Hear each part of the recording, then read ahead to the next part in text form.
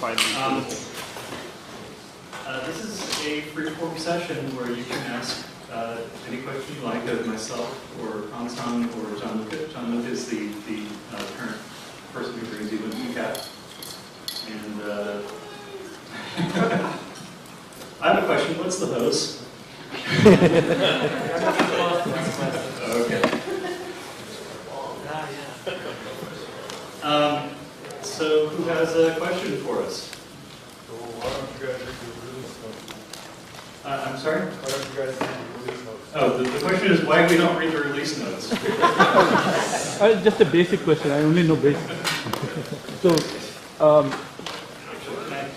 it seems like technologically we are becoming more and more advanced, and the more advanced we become, the security loopholes become that much more easier. Why is that? Can you throw some light on that? The question is actually the question. The question is, as systems become more complex, it seems like the security loopholes get smaller?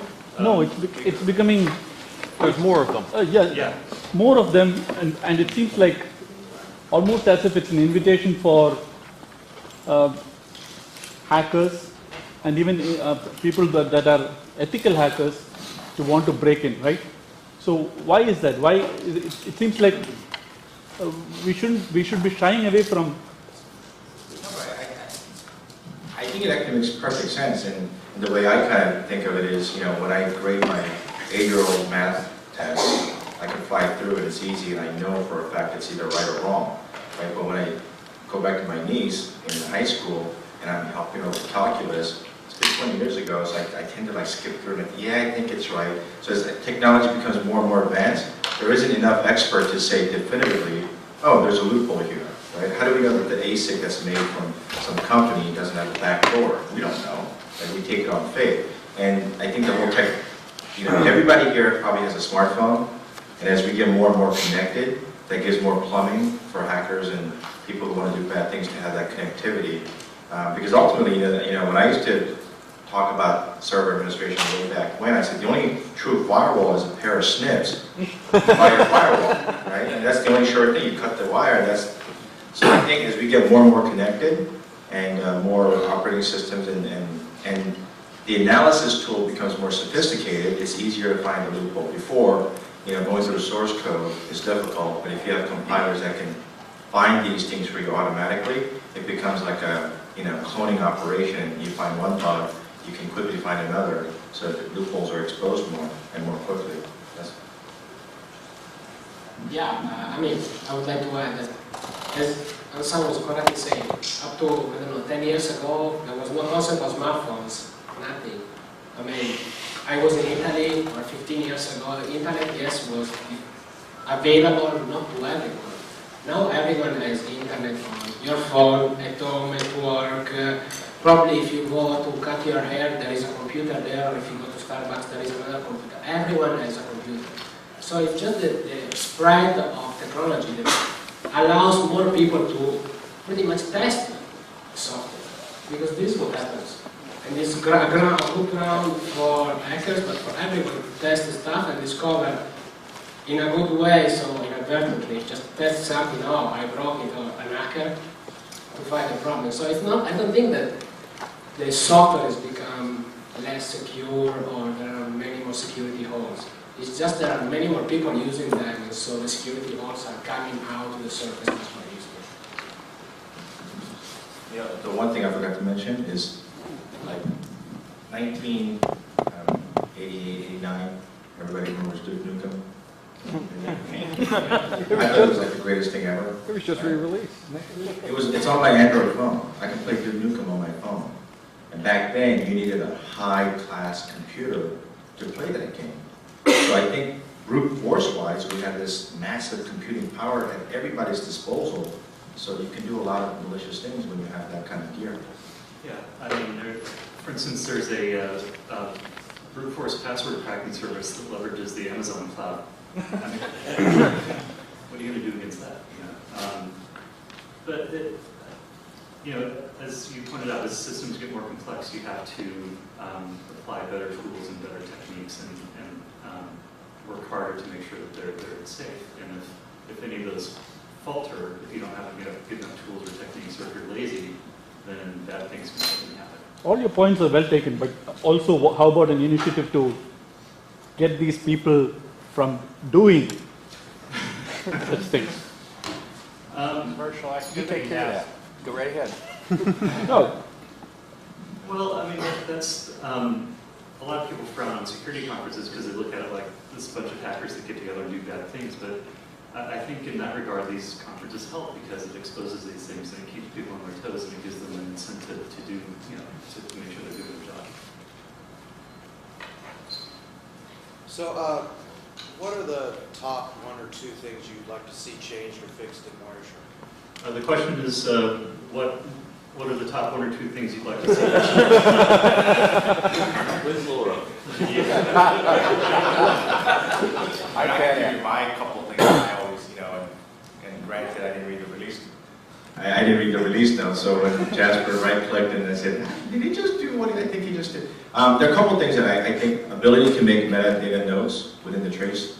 So right now we have to attach a text file and between our teams, and I have to jot down notes, go to packet number 5, go to packet number 16, take a look at this. And being able to double click on a packet and putting comments in that's searchable and that follows various TCP stream manipulation, I think would be a great boon to doing collaborative analysis. I mean, even the traces that I presented, right?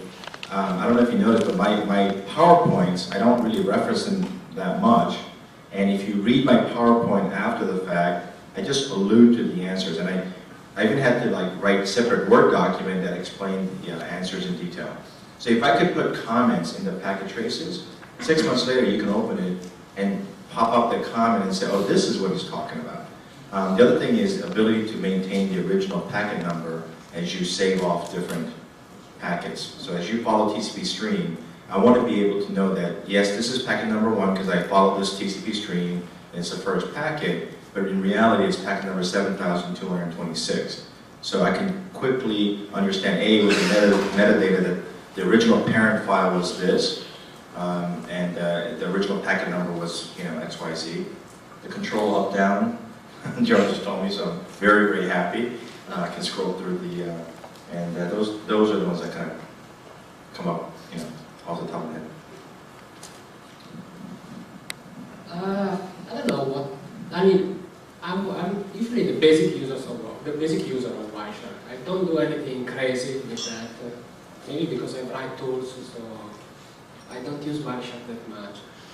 One of the things that probably I still miss is the ability sometimes to edit packets. And I know it's been discussed for a long time, and it's challenging.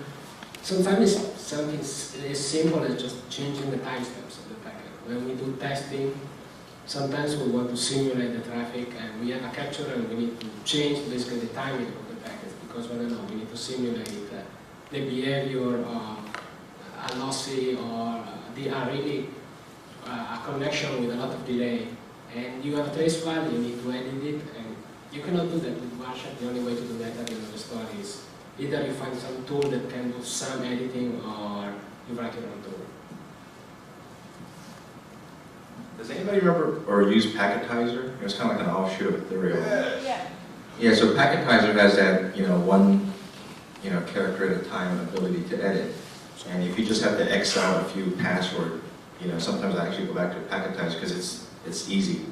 But now I use mostly BitTwist unless I have, that one huge one. Colosoft is nice. Colosoft. Yeah, Colosoft has that as well. So.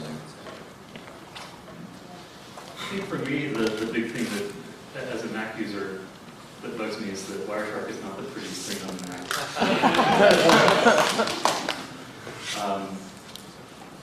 But beyond that, there are just a bunch of things that one of the problems for me with this conferences like this is that we get so many great ideas from so many people, and there's just not enough time to implement them. So, I arrived here at this in Russia of really great ideas, and I want to act on them, but you can only do so much. One more pet peeve, and I'm sure none of you have done this.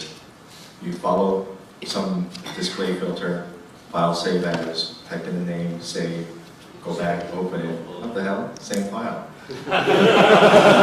So when I do file save as, chances are, I have a display filter set, chances are that's what I want to save. And it's easy, but if it could default to display, it's simple, it's stupid.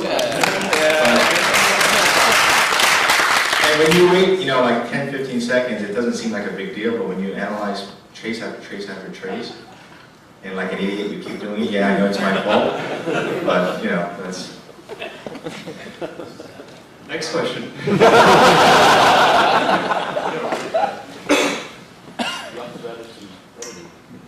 When will the Mac get a graphic interface from a recent decade? I'm sorry?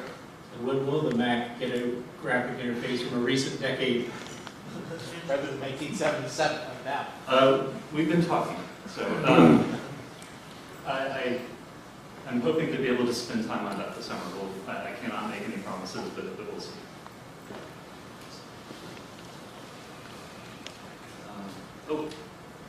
Is there any way to have Wireshark do some artificial intelligence on the trace to find its own conclusion? So for example, let's say I'm troubleshooting a slow application issue, but then there's actually a botnet going on in the network or a Trojan or something, and that Wireshark can say, okay, well, did you know about this in the expert field?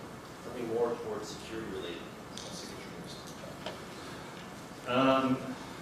Here, can I run up there and have you repeat the question? I'm sorry.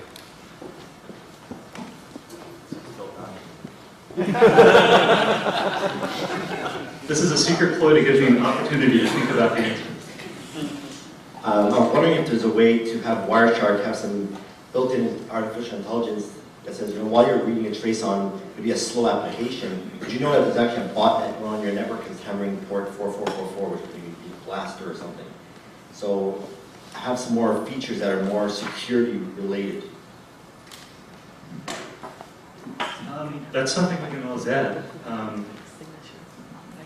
In this particular case, I don't know off the top of my head how we cleanly implement something like that, but something that nobody's really ever done is say integrate Wireshark and Snort, and so you have this trace file that Snort reads, generate some events, and have those events pulled into Wireshark. I think that'd be pretty cool. So Riverbed has something of it, right? Which, you look for application performance issues and look for packets that and send it to Wireshark for analysis. Sure. Something. I guess open up an enhancement request on the bug tracker and just see what happens. Wireshark 2.0. What is a pilot? Yeah. Because it should be easy, because you can pull down the direct feeds from all these third-party vendors. Yeah. Into the Wireshark database if you want as an option. And I don't work for Riverbed. There's a common theme here that may not be apparent, but a lot of these features that you're asking for depend on PCAP-NG instead of PCAP. And PCAP-NG support is slowly emerging and coming out, so I think there's a much better chance of these features being added that you're asking for. Yes? What's the difference between a PCAP extension and just a CAP extension? One letter. The letter P.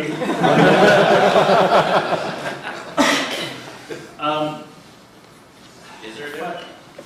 Well, they're it depends on which direction you're coming from. From Wireshark's perspective, the only thing that counts is what's actually inside the file. We don't really care what the extension is. However, on Windows and Mac OS and various Linux desktop environments, that extension matters because when you double click on the file in whatever file browser you're using, you need to know what application to open it. So the extension is kind of important, but it's kind of not. But a lot of people just, we recently, well I say we, but some people worked very hard recently to get an actual IANA assigned MIME type for PCAP files, and the official extension is PCAP. So now you can make fun of people who use CAP. Did you want to add anything? Or? I was just saying, make fun of me. I use pickup and cap interchangeably. I think on the Linux, on the Unix side, most people use cat because it's And then on the Windows side, when Wireshark through it, the user's always PCAP. Yeah. Anyone else? Anybody having problems? Need free consulting? Was this running joke with the DHCP display filter not being available if you don't know what's the older protocol called? Is there a reason for this or just? There are strong feelings and tears about that. The question was, what's the deal with not having the display filter DHCP and no field to begin with that? It's BootP. The argument is that DHCP is actually just a variation of BootP, and BootP got in there first, and a lot of people don't want to change. I personally like to see DHCP just because it's so much more widely implemented, but other people in their particular environment actually use BootP more. So. Anybody uses Pixie with dial? I'm sorry? Anybody uses Pixie with dial? Yeah, they have more interest in that. Yeah. Or maybe make HTTP as an AJAX. Yeah, with some mechanism. Yeah. Flow protocols are similar that way too. There's, you got that set of flow protocols you have to go in and get into different ways. Yeah, there are ways we could work around this, but nobody's just spent the time to sit down and implement it. That it's called BootP and not DHCP. Yeah. Shows you're pretty young. And I suppose anytime you get a display filter that starts with DHCP, it could flash up, surely you mean BootP. For people like me who have to maintain BootP tab files, right? When someone brings in a computer, he's like, what's your MAC address? I'll type in the BootP tab file. I never thought about why it's not DHCP. Never dealt with it. Some of us are old and don't care. So I'm really grateful that you can kind of now highlight anything and then turn it into a column. But I also want to plot it on the I/O graph. How do I find out what the equivalent of something dots and dots and dots so I can plot it out? You click on the column, it shows up down at the bottom. You can use the Shift Control F for field name. So you can copy it straight away, and you can look at it in the status bar as well.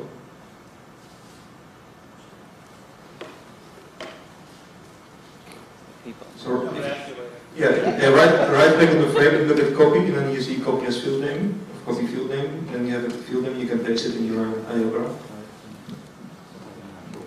Can I rephrase your question? Sure. How about this question? Why the heck can't you right click on an integer field and say graph this? Yes.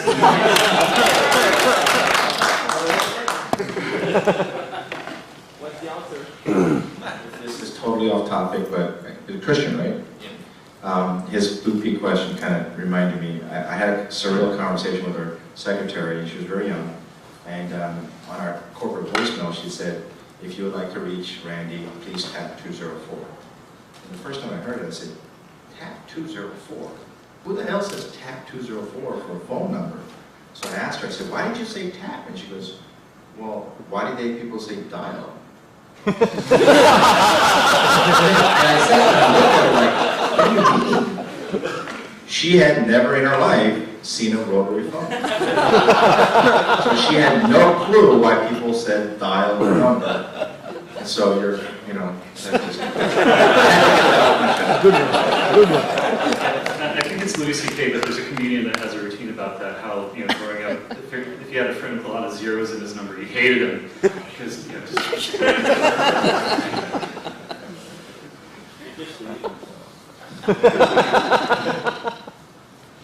My gaming console had a joystick and a button.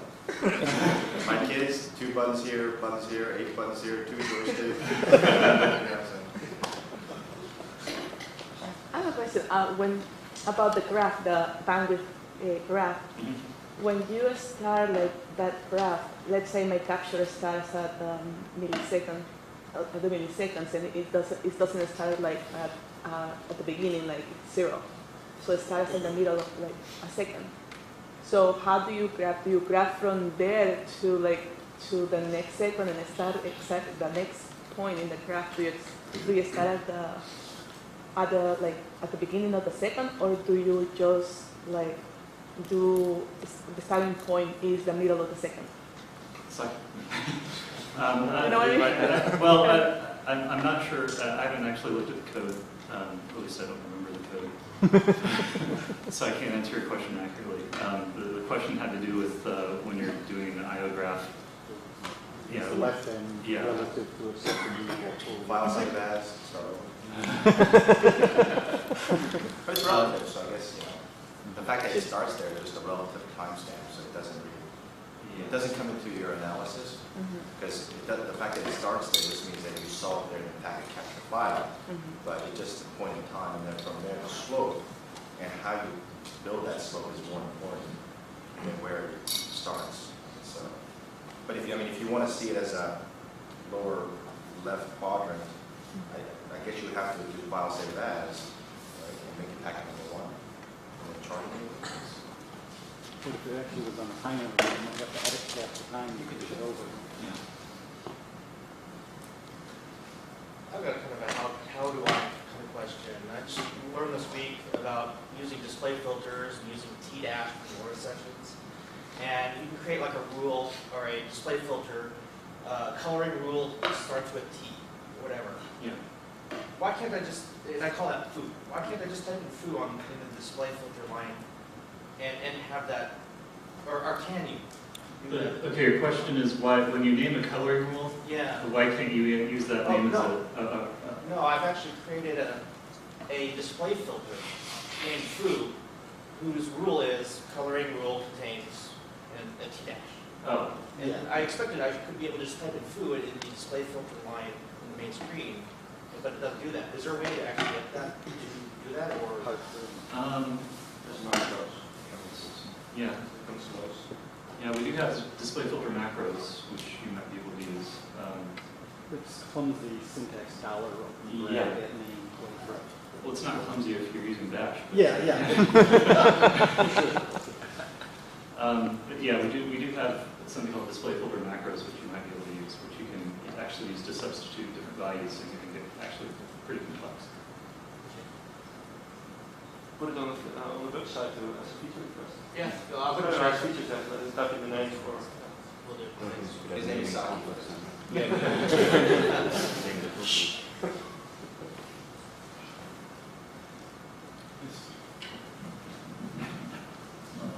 I'm using TCP Graph a lot, so I always have a first look at TCP session. Would it be a big job to separate a lot of zeros with a 1,000 mark? It's always kind of hard to separate between 200,000, 200,000, 2 million, or even more.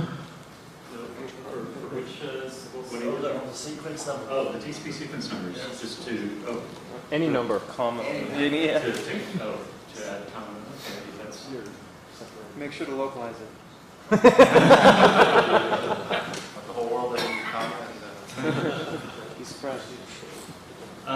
That's actually a good idea, if you don't mind, make a feature request. We've been asking Cisco for 10 years running. Yeah. Just shows how perfect the tool is that we have to talk about things like this.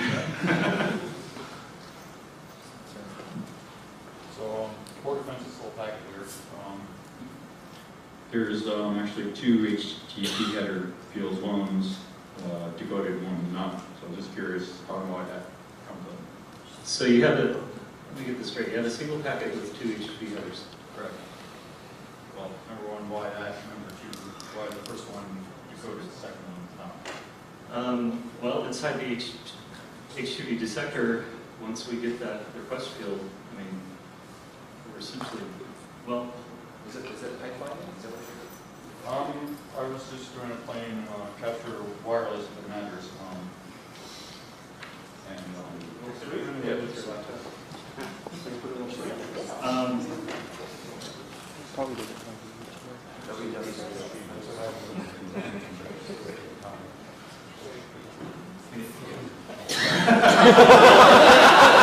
You're gonna make me take off my glasses.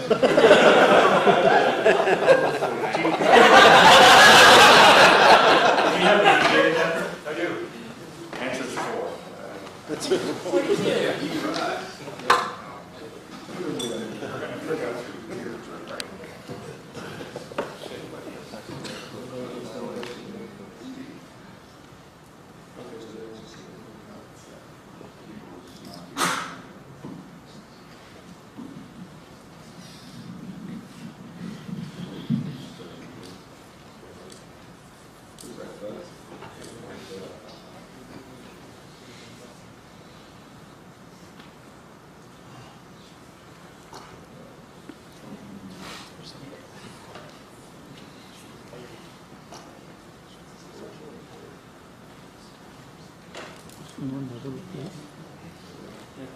He's got two HTTP headers.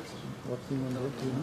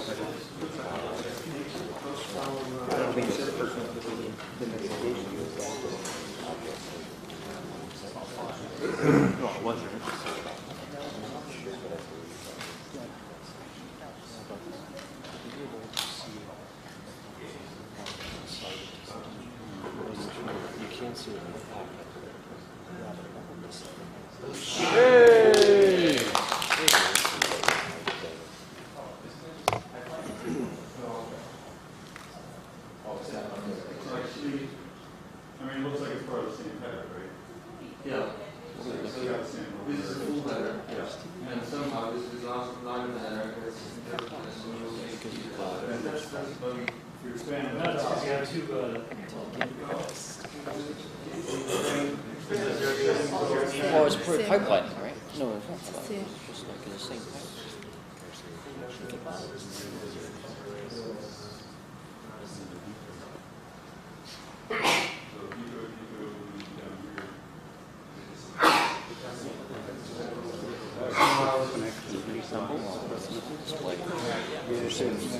Same pipe. For some reason, it's a spot connection. That's right. Connection block. Yeah, so what's the YZ? Get a non-ASCII non-printable character. It's still part of one packet.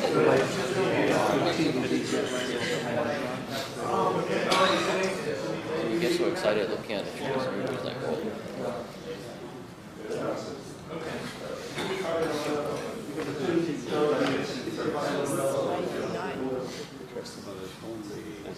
So what is this character in there?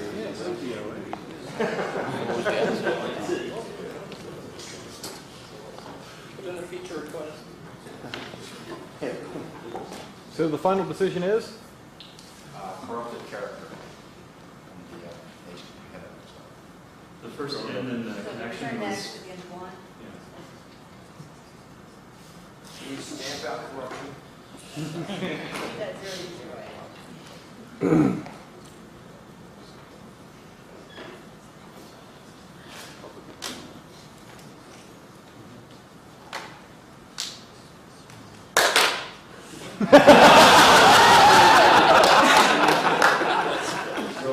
Following down, next below, so each of the fields is separated by the two periods, the 43.6F, and then you see capital C, then 0, O, and then period. So I mean, generally when you see text like that, we expect to see things in the 50s, 60s, and 70s, right? Yeah.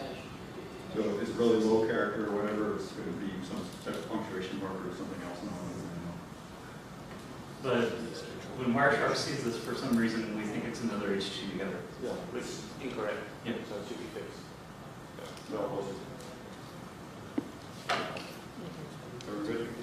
Excellent.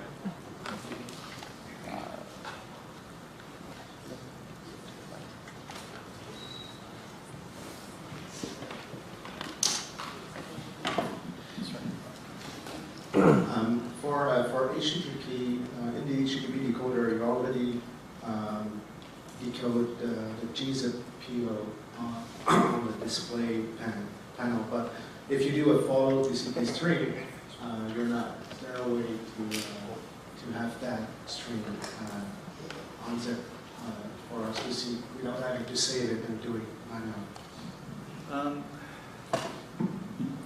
So the question is, when you follow TCP stream on gzip compressed data within the dissector, you see the decompressed data within the TCP stream, when you don't. Okay.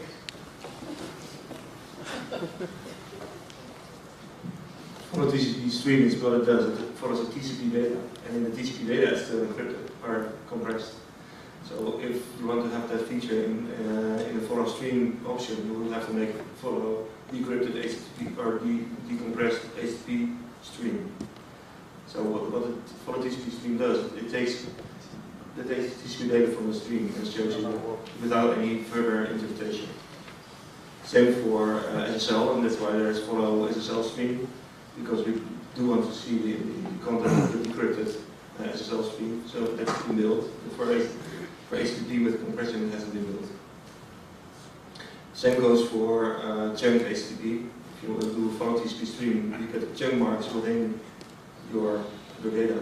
Well, you might want to know just the HTTP data. So maybe you follow HTTP stream and then show only the object, and then there will be nice. You can also export the object from file, export HTTP object. Yeah, but when you're browsing over many sessions, it would be nice just to have like an option to see the content of it, so you don't have to go outside and unzip it by. Well, wouldn't it be mostly binary data anyway? I mean, because then all your follow TCP stream would get messed up too, because follow TCP says follow TCP data, not the inflated data. Yeah, but well, okay. So when I'm using this, and it's often when I'm looking at JavaScript exploits, and they're often sent using gzip compression. So when you have to look at many of those, when you get tired of extracting these and on. Would it make sense if the packet bytes pane, like the low pane or right pane, if that doesn't show the hex data, but shows it in an ASCII way? Sorry? Would it make sense to have the right, for me it's the right low pane, the hex data? Would it make sense to make a toggle there that says, okay, I want to see the hex data or I want to see it as an ASCII? We see part of it, but when the payload spans on more than one packet, no, because the HTTP protector will reassemble it and decompress it, and it has its own subtype there. So if there's a toggle between hex view and ASCII view, then you might be able to see. That would do it. And go to the website and find feature. I mean, if you just type gzip contains in the string you're looking for, would that do it? What? So like a lot of people will type. When you're looking for a string, you can do Control F and say ASCII data, say IP contains, right? And it'll go find HTTP contains. So if you say like gzip contains, it'll know to inflate the gzip file, look for it, and report it. No? I'm sorry? No. I'm wondering if that would help. Because for me, I don't want to see the gzip data, because to me it's not TCP, and so it would actually throw off all of the troubleshooting techniques, because you're looking at inflated data as an application would see it, not at the stack addresses. So it would throw some analysis on. But yeah, like in the follow TCP stream, you have some like 4 options, like ASCII or raw or XDOM. And if we could add like another one, that would be inflate or compress. Yeah, but this follow TCP stream is very general, and when you do follow TCP stream or HTTP, it has some specific options. So that would be another follow HTTP stream, and then you might have some options of. So it will be anyway you want to do it. It needs new functionality. Okay. So there's no easy way. There's no easy way at the moment.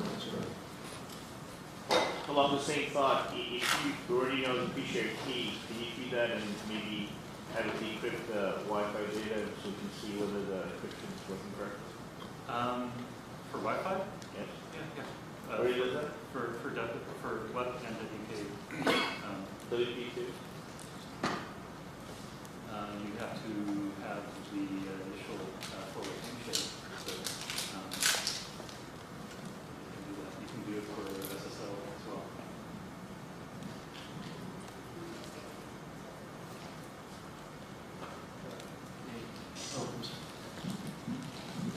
Just a bit of clarification about encrypting wireless traffic. In the case of Wi-Fi, first of all, in order to encrypt, obviously we capture raw 8 automotive frames.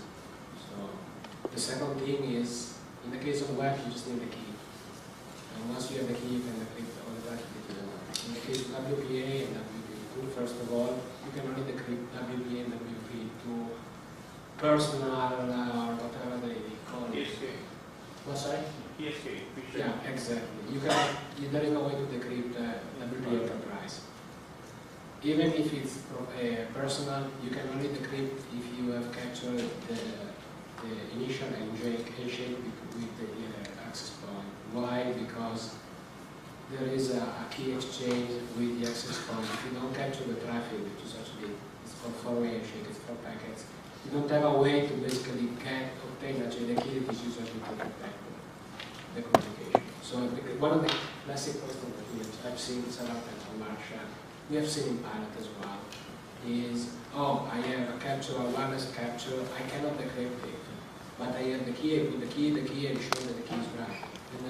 And the reason is you don't even capture the four-way handshake at the beginning. Same process. Yeah, and it's the same process. Although Thomas has methods. Thomas Detroit the aircraft student, and he has other techniques that he can apply and do the things that we can't. Sure. So, going against the grain, I use the flight time to read things like release notes and man pages and whatnot. Apparently we have this matches functionality, so apparently I need to start compiling. So is there a known better set of tools that work for that? Like in terms of getting good results with that, as someone who hasn't done that very much? Are you talking about the matches display filter operator? Yeah. Okay. For those of us who don't know regular expressions, don't know how to do that, don't know nothing about that. There's a book on it. Yeah, it's very well, I always thought matches worked fine, apparently. I feel hurt. Well, it's the compiling I'm asking about. Yeah, you mean as far as having the download the executable? You're talking about having the capability to begin with. Right. If you use a recent version of Wireshark and a even halfway recent version of glib, you'll have matches. Okay. The matches functionality, well, it has two problems. One, it's a regular expression, so you have to know how to use those. Two, it's a Perl compatible regular expression, so you need to know all the little parentheses and stuff that you shove in front of the regular expression to actually make it work. We've had this capability for a very long time, and it's actually really useful. I don't see people using it as much as possibly they should. But the question was, how do you make sure you have it in your copy of Wireshark? Before that really depended on whether or not you had the PCRE library, which stands for compatible regular expressions. But more recent versions of glib, which is the main utility library that we use, it contains PCRE. So pretty much any recent version of Wireshark that you have should have it. If you don't, then... Including the development ones? Yes.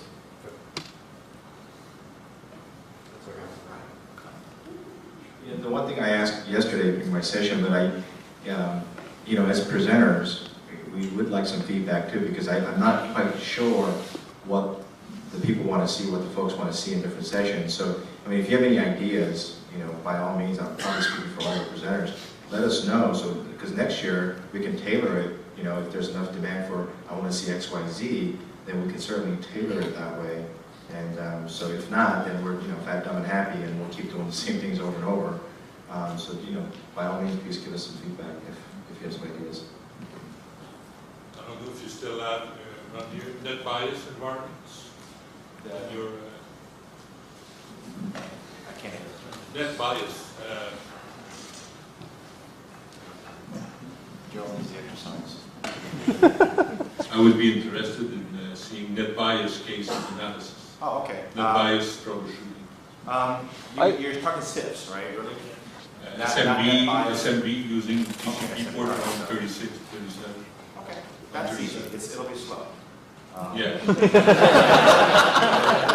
Exactly. Oh, you know, actually, if you email me, this is one of the top 5 usual suspect questions that we get, right? So we actually wrote, not a simulation, but in Excel. It's actually pretty easy to do mathematically.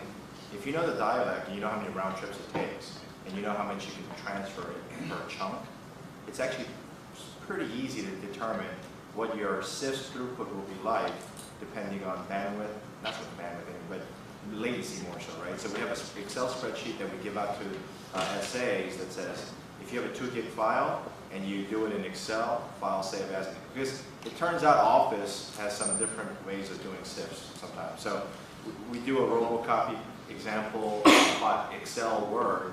We took packet captures of it, we looked at the dialect, and we calculated the round trips.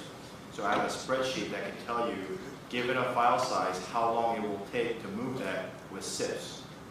So at least you don't go into it blind, and you can do some level setting for SIFs. I'll do that. Thank you very much. Any more questions from up here?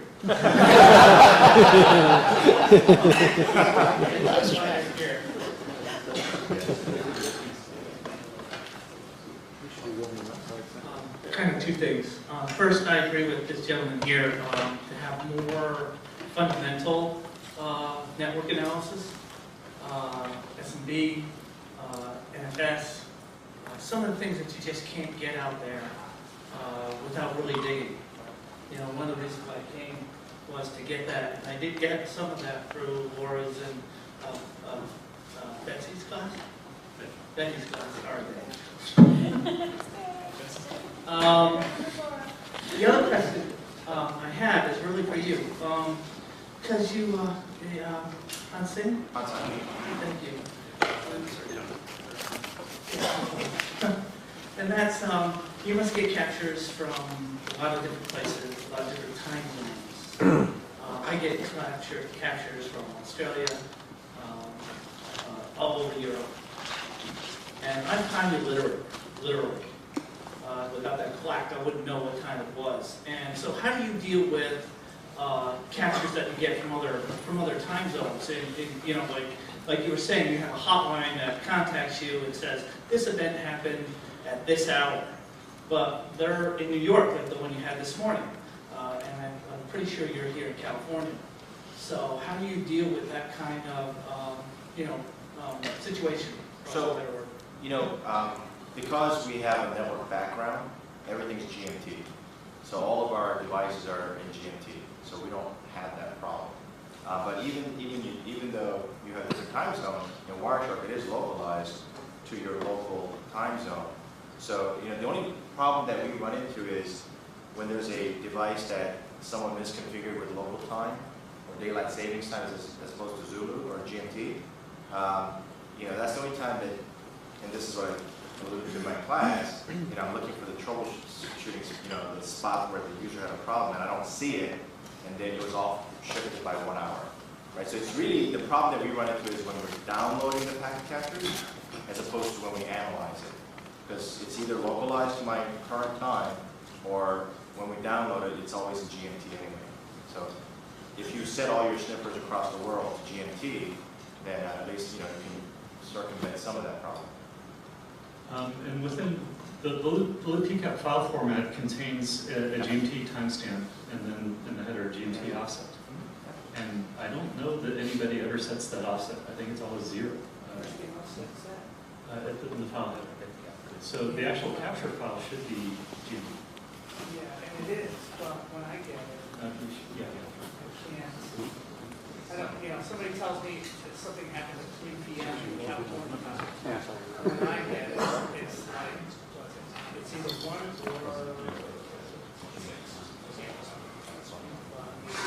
just because I'm so time illiterate, I get confused as to whether it actually happened at 1 o'clock or 3 o'clock, and I look at captures that are 24 hours long.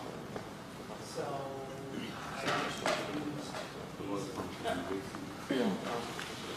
Gerald? I don't have a way around that. Because I'm like, clueless as well. thing that I do is I ask, whoever I got the trace file from, what time zone they're in, and then I change my time zone on my computer before I open the file. I do that now. Yeah. I shut everything that's time related. There's, Yeah. are you on Windows? Yes. If you were in Windows, there was a far easier way than changing your time zone. If you go into your command prompt and you type TZ equals 9, 6, -11, it will set the time zone for the C runtime in that command prompt. If you then pound Wireshark, it will launch Wireshark in that time zone, and then it will localize to the right time zone for you. Works on my next stream. With you open a command prompt, TZ equals -6, whatever. Wireshark, hit enter, pops Wireshark up, it's localized. You should be able to do that with an alias as well, shouldn't you? I don't know. With a short. This works. It works for me. I stopped looking for other things.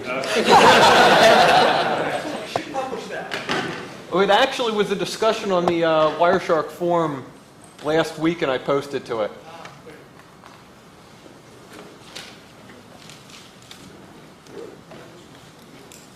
Any other questions? I have a question. What has been like the biggest challenge that you have experienced while developing Wireshark?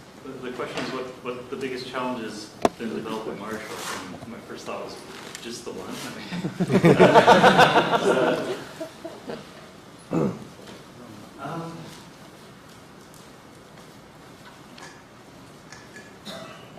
I don't mean to sound corny, but keeping up with everybody else, keeping up with all the stuff that comes in, and making sure that we have that infrastructure in place and all the environment, the environment that we need to handle all the development that happens on there. That's probably been over time the biggest challenge, and making sure that we have this website that can serve out all those web pages and downloads and stuff. Development-wise. It's hard to think of anything off the top of my head. Is there anything particularly challenging for you guys? I know Anders, you did the packetless conversion. It was in 1.4. That was a big deal. And Saki did a lot of the SSL stuff.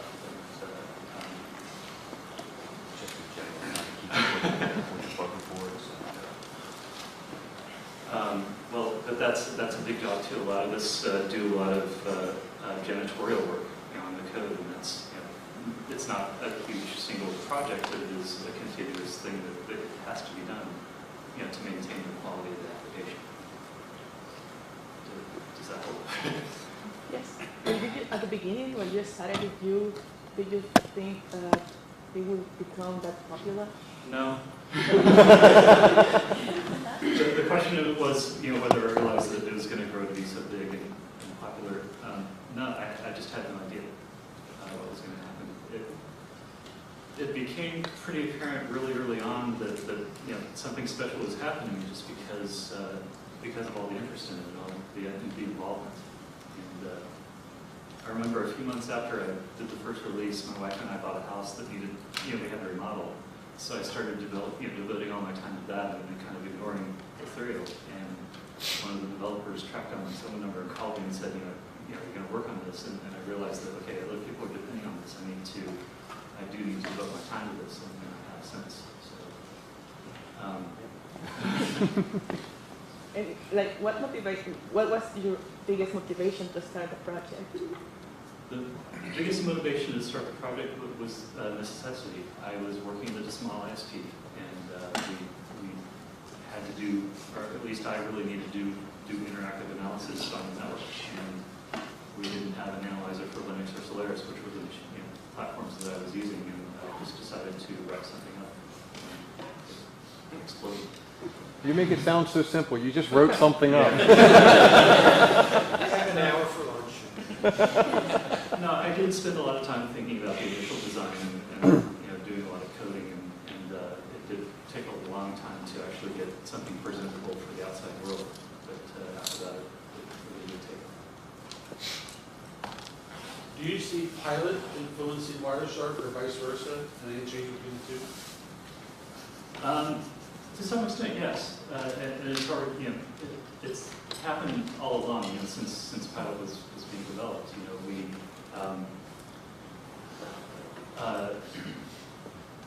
in a lot of cases, when the question came up of how to display something in Pilot, we kind of matched what Wireshark did, for better or for worse, just for display formats and things like that.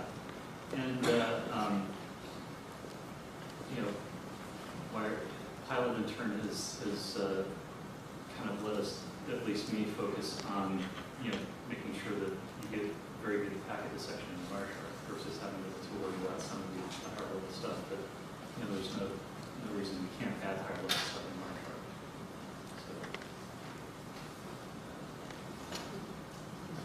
What we see in the Android version, somebody made a shark thing, but I'm not reading my phone. Mobile devices are tricky because typically mobile manufacturers don't want you to have that sort of access to the device. They don't want you to see that what they're doing across. And they are resource constrained. But those aren't impossible problems to solve. And as I understand it, at least iOS is supposed to give you better access to that in the future. I was talking to a developer last night who was really excited about that. So, what would you be using the mobile application for? No.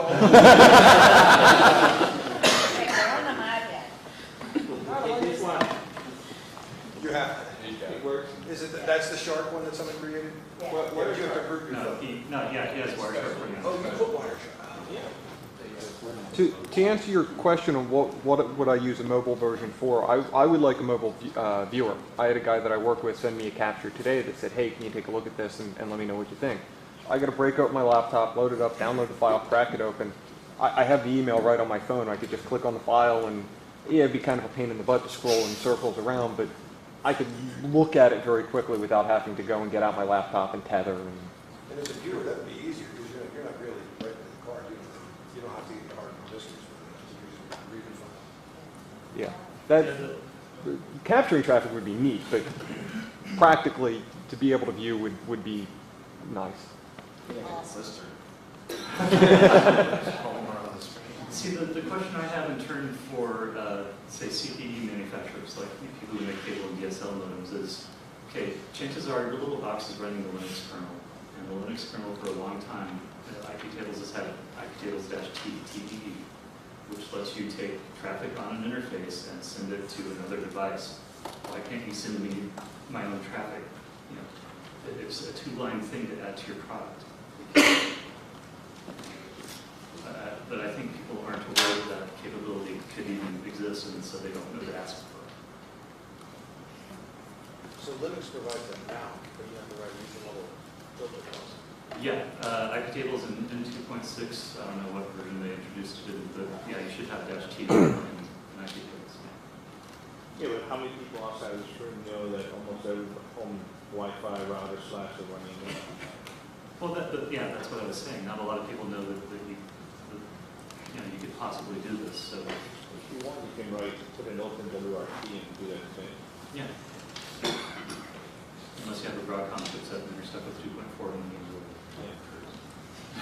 But like a couple of years back, it's insane that I had to do this, but There was a particular brand of receiver that wouldn't do a firmware update, and there was all kinds of conspiracy theory about, oh, Cox cable's doing this, and you can't do it if you're in Cox.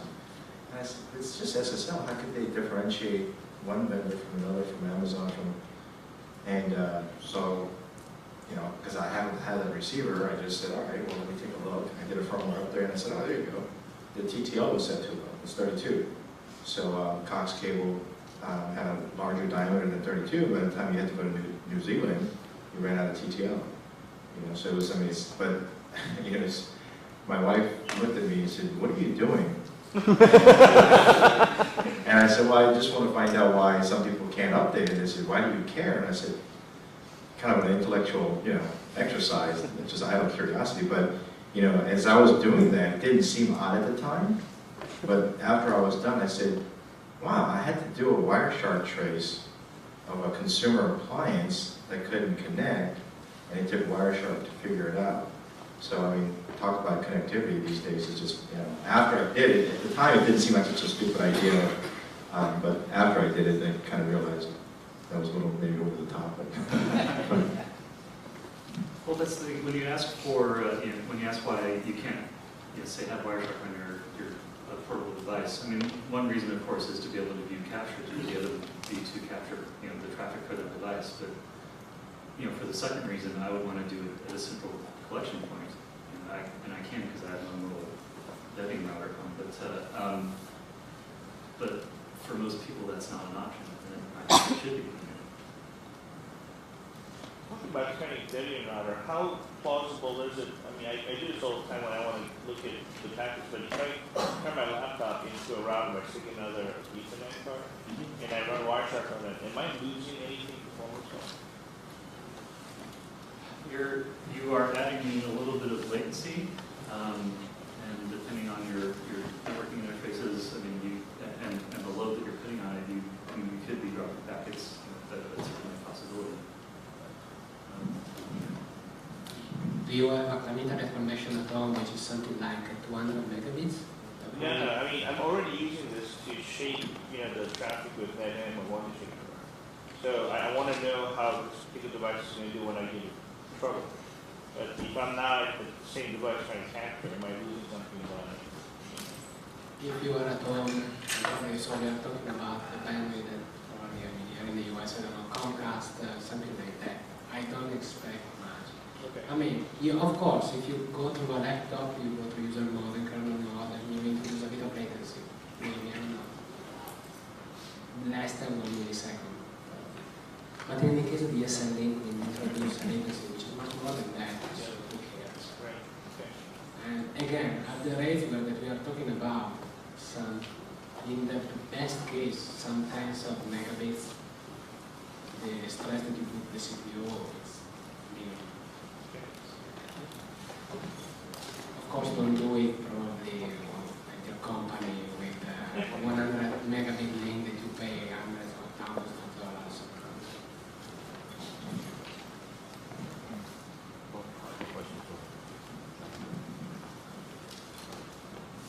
I've found an alternative way to be able to capture loopback traffic on Windows using Turkey, the tool that is a latest service provider.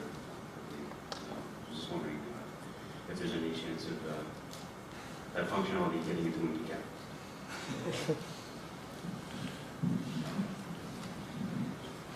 So the question is that they found another way to capture loopback traffic on Windows. Some process basis. Yeah. And the question is, I mean, and this is a question that now and then comes up. It's not that it's impossible. It's possible. There are a couple of ways to do that. It depends on the operating system. It's not that easy, and that's why I never invested too much time into that. There is a way to do that. One way is pretty much hooking into the TCP/IP stack, because that's where the loopback is implemented and getting the packet. It's just something that's not extremely easy, and now that we are pretty much, we have pre-Vista, now Vista, and Windows 7, things changed a lot. And so it means not one driver, two drivers that we need to maintain. I need to maintain it's in my to-do list and keeps growing all the time. But I know. I guess as you've been talking about it, I've been thinking that perhaps a suggestion for a breakout, especially we were talking about the consumer box, and I'm thinking back on some of the problems that I've solved using Wireshark over the last few years, little not standard network devices, hooking up IP cameras and diagnosing PPPoE negotiation failure on the uphill side of my router. That, especially with the proliferation of refrigerators going online and everything, and new protocols. I was thinking of some protocols I was diagnosing the other day from the Visible Energy UFO quad outlet device.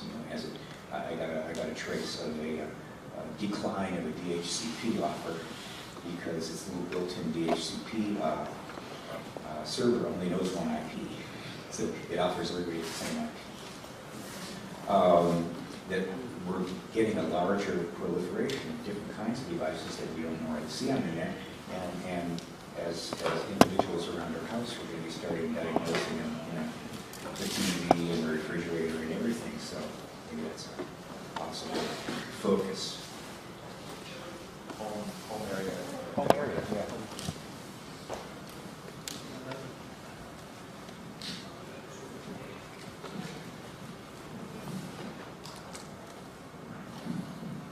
Any other questions? I have one last.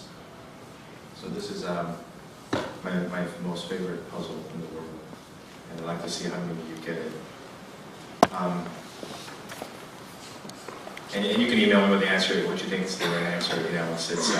So 3 sailors or soldiers, whatever, walk into a hotel and says, hey, we need a room, and the guy gives them $30. So they say, okay, each soldier pays $10. They go to the room. And the manager says, how much did you charge the soldiers? He said, 30, our usual rate. And he says, no, it's Armed Forces Week, it's only $25. So here's $5, give them a refund. So as the bellboy's walking up, he's trying to figure out, how am I going to split $5 between 3 people? So he says, all right, I'll give them each a $1 back, and I'll keep the $2. So all the soldiers, knocks on the door, soldiers, $1 each.